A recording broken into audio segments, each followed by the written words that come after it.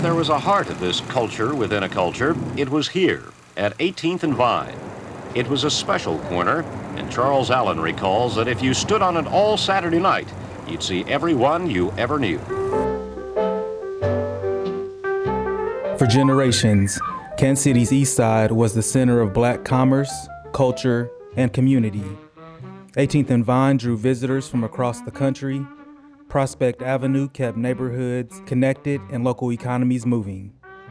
18th and Vine in its heyday was as recognized street cross-section as there was anywhere in the world. It was jumping. It was a cultural crossroads where jazz and baseball intersected. Anybody who was anybody made their way to 18th and Vine. If you haven't been to 18th and Vine, you haven't been to Kansas City. That was a saying. So I am a born and raised native of Kansas City East Side. I grew up 41st and Mungal. It was the first home that I grew up in. Also used to be a city councilman, elected twice to the city council on the east side of Kansas City. I had the opportunity to watch the shops on Blue Parkway come on board. I was president when it opened up at that time, and watch all of the development that has taken place on the east side as it relates to SWOPE, health services, that campus, and what has transpired around the SWOPE area.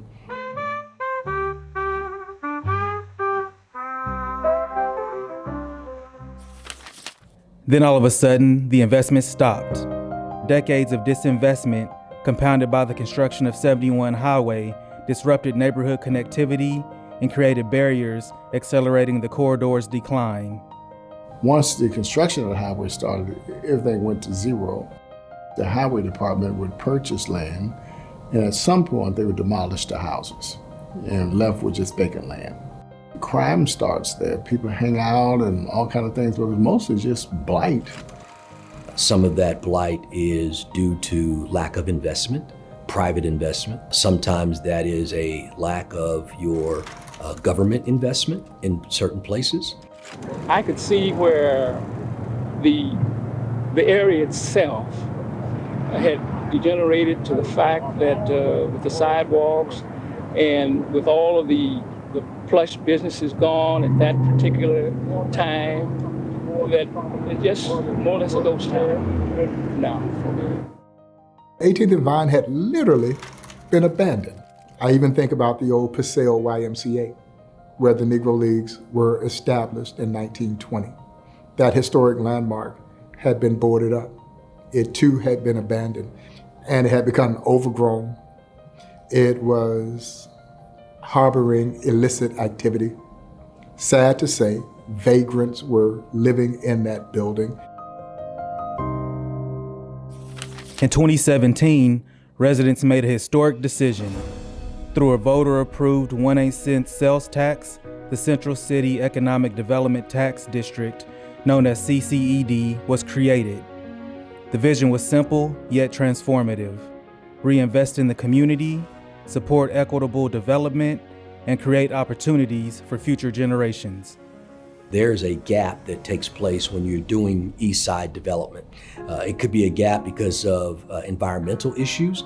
It could be a gap just based on the fact that you've got costs associated with a project, material costs, labor costs. But if you have the kind of financing and gap financing that like a CCED can provide, it allows you to have other incentives and other subsidies. We call that the capital stack. What does it cost to build your project? And what are the various sources of dollars in addition to CCED dollars that it would take to build that project? And whether you are literally ready to go in terms of construction. CCD investment gives other funding partners confidence to invest, leveraging additional public and private dollars that bring the projects to life and create long-term benefits for the community. And with that capital stack, you're able to then look at how can we make sure that a project can take place, because it's enough for the developer to be incentivized to come in to do a project. We've been lucky enough to have a couple of awards, and they have leveraged those dollars 4, 5, 6 times to do transformational projects like the Overlook District, to do projects like 19 Vine, to do the Linwood Shopping Center, to do the ad hoc group against crimes headquarters there. Those are catalytic projects, and I think that's what the value of CCED brings. What CCED is trying to do is really to lean into opportunities to create transformative projects that create cascading effects for the entire community. The impact of CCED shows up in 3 places: housing, small business, jobs. Prospect Summit is a 24-unit senior community. The 3rd district's one of the oldest districts by population in the city. Specifically, the need for senior housing has grown and continues to be strong in that region. If you create the amount of affordable housing, you give these families an opportunity to have a shelter in place. Then commerce, because they're creating job opportunities right alongside them. The Negro Leagues Baseball Museum staff will probably more than double when we finish this project. Progress doesn't mean a wrecking ball. Too often, and indeed I think Black communities in America have been the primary victims of it. We're gonna tear a bunch of things down, we're gonna expand a campus, we're gonna give you an industrial facility that bulldozes entire blocks. I think we are cognizant of that, we recognize how that is not the right way. And I believe that preservation will continue to be a huge step in terms of what we do to build the future of the inner city.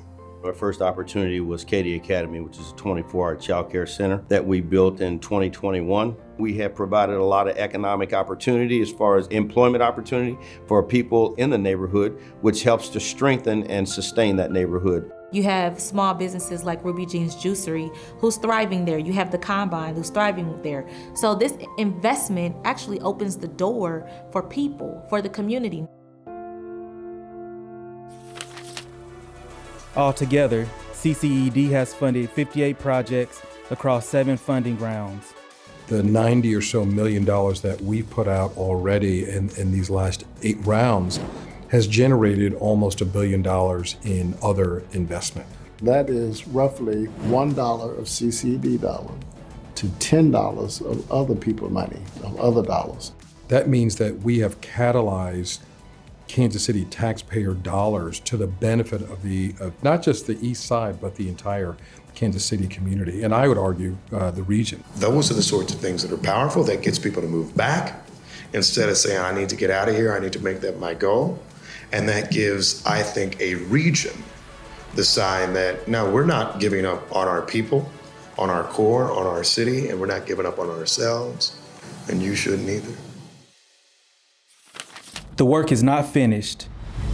We have only scraped the surface of the enormous investments needed to revitalize the east side. CCED isn't an investment for developers to be able to do, whatever their business plan is. It's about investing in people and in neighborhoods that continue to build the Kansas City community. Those projects represent hope and the promise of what truly a community should be in all of Kansas City. And that's why this is a program that has seen real success once it got up and running. You have to use your voice to be a part of investing in the future. That means making sure you show up at your neighborhood meetings. It means talking to your elected officials. It means reaching out to EDC. It means tapping into your local developers to tell them what this community needs and how to be a part of the development and not be against it. Investment beyond dollars in building is an investment in workforce and giving people a chance to earn a model of living that will help them feel as if they fit into the American dream. Legacy is creating something that continues to benefit people long after they're gone. It's about leaving neighborhoods stronger than we found them, creating opportunities for future generations, and making investments that last long and has a lasting impact. And I can hear old Buck in my ear now when he talked about 18th and Vine. He said when he joined the Kansas City Monarchs in 1938, he said, I knew I was coming to the heart of America. But when he got to 18th and Vine, he said, I never knew I was coming to the center of the universe. And that's what we want. We want 18th and Vine to be the center of the universe one more time. And I think we're all working toward that, and we will get there. It's a special place with special people, And there are unique opportunities for us to make sure that that area continues to thrive and flourish. When communities invest in themselves, transformation becomes possible. CCED is helping write the next chapter of Kansas City's story, one project, one neighborhood, and one opportunity at a time.